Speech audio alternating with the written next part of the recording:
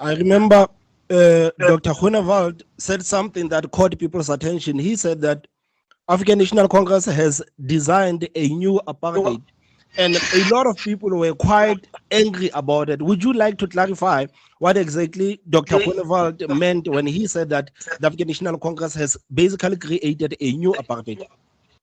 Well, what the Freedom Front Plus says is that we acknowledge the fact that a lot of, and the majority of South Africans with an abundance of potential were left behind because of inadequacies in the previous system.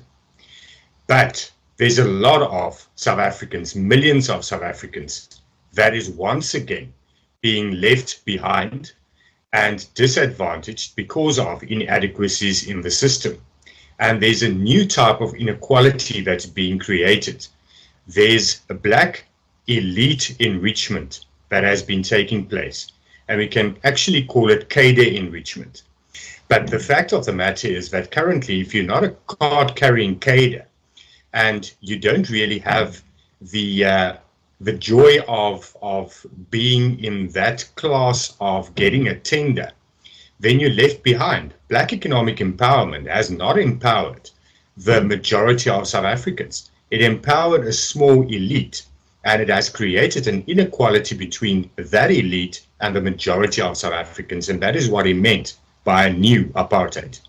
All tenders and contracts needs to be published and needs to be scrutinized by the public. There's too much secrecy when a tender is awarded.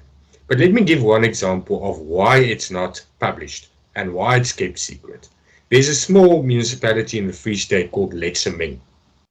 And this is also actually boils down to black economic empowerment. Letsemeng is a poor municipality. People are suffering. There's water crises. There's service delivery crises.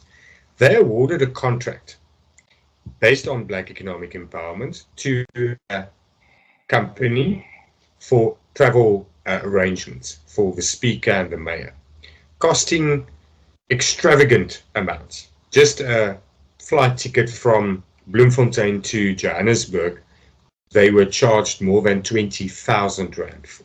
That's ridiculous. If you buy it yourself, it won't cost you 3,000 Rand, if so much. But the company they gave that contract to is not in Letsemeng. So firstly, you're not empowering. It's not black economic empowerment of the people in Letsemeng. It's a company in Gauteng. That company is not a travel agent. They make films.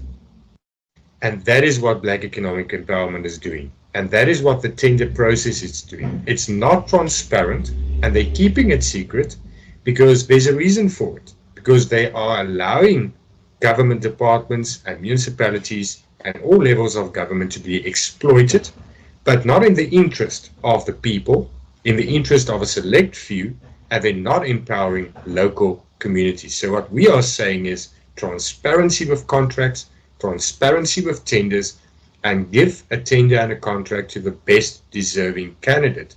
And firstly, give preference to local suppliers.